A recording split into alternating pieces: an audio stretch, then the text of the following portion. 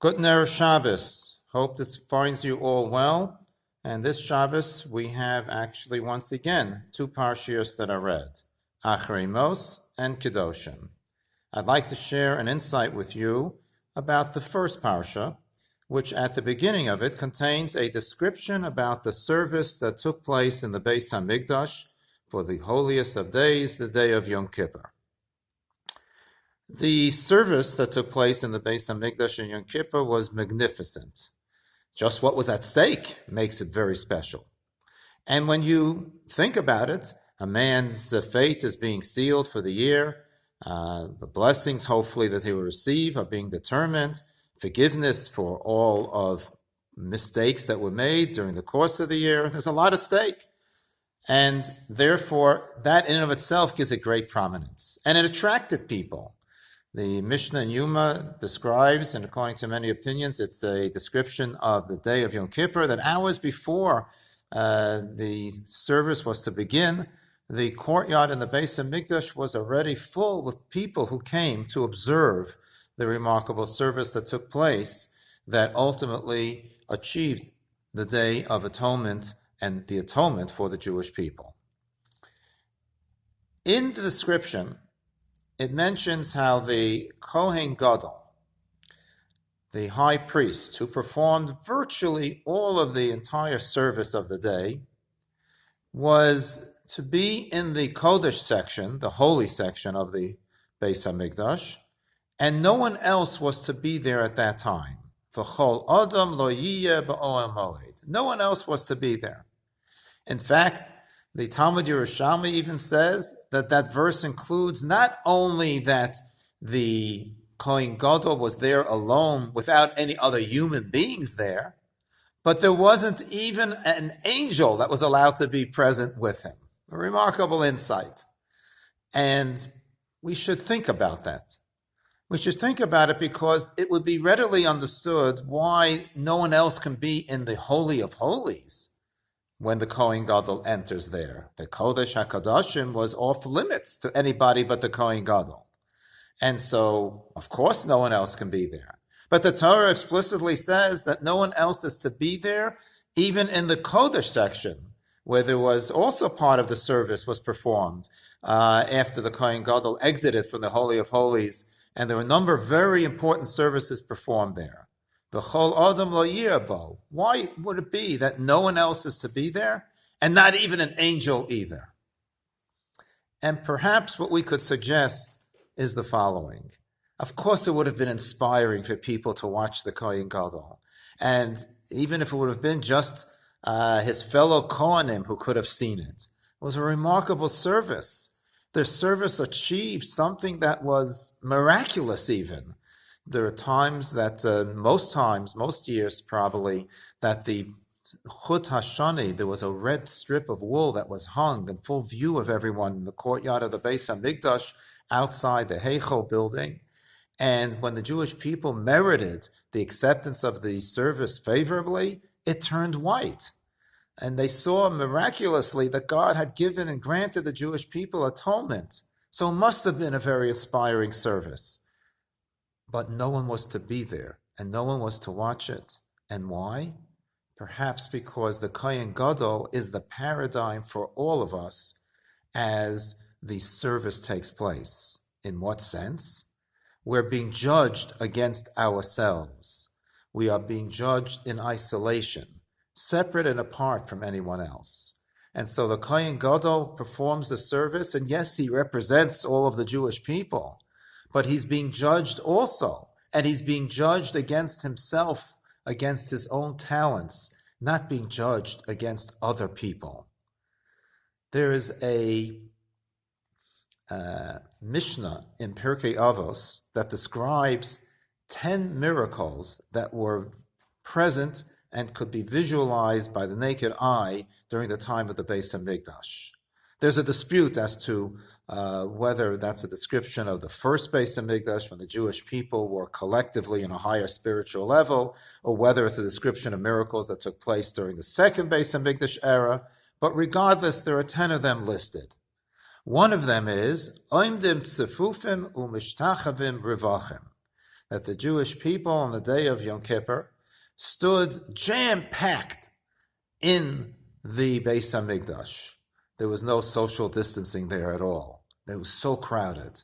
But then when it came time to prostrate themselves upon hearing the secret pronunciation of God's name, and they would fall down on the floor of the Beis HaMikdash, when miraculously, all of a sudden, there was space all around them. It was a miracle. And it was not just enough space to prostrate themselves, but also space between themselves and someone else. Most people understand that. Most of the commentators understand that ensured privacy for every person who would be confessing his own individual sins at the time that he was prostrating himself on the floor of the courtyard in the Beis HaMikdash. And that certainly is a very good interpretation. But perhaps we could suggest something else. Do you know why that was there? Do you know why the space was there? Not so much that someone else shouldn't hear your confession, although that is appropriate to confess privately because we should be embarrassed about the sins that we committed. But maybe it's also so that you don't hear somebody else's vidu, you don't hear someone else's confession.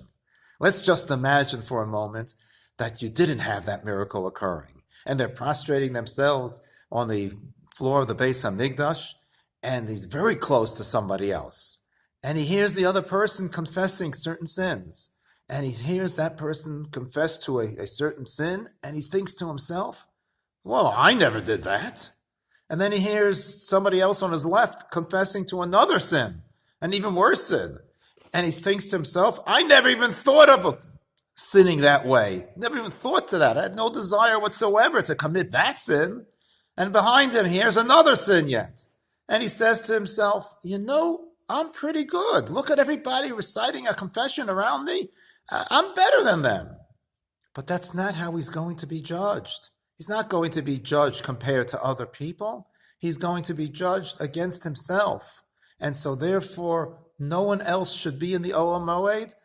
Not the Kohen Gadol, had no one else with him. And every Jew is confessing privately as well, because he's going to be judged against himself.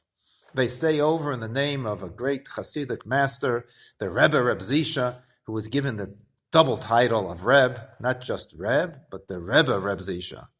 And he once said that he's not at all afraid of a question that will be asked of him in the world to come after he lives out his years in this world. A question about why wasn't he like Moshe Rabbeinu? And he's going to say, Moshe Rabbeinu, Moses was the greatest of all the prophets. Why are you comparing me to Moshe? I can't be like Moshe. And then he's not afraid of a question, let's say, why weren't you like the Rambam, Maimonides? Me? Compared to Maimonides? That's beyond me. The only question he's afraid of when he'll reach the world to come is, why weren't you Zisha? Because that's what we're going to be judged by. We're going to be judged by the talents that we have, considering our abilities and the blessings that HaKadosh Baruch Hu gave us to enable us to behave in the proper way, and that's what we're going to have to answer to. We're now in isolation to a great extent. We are not supposed to leave our homes. And many people are literally in isolation because there's no one in the home with them. And we often think of that as being a major inconvenience. And it is, because generally speaking, as the Gemara says, oy chavrusa, oy mesusa, it's considered to be a terrible thing for a person not to be able to fraternize and to socialize with other people.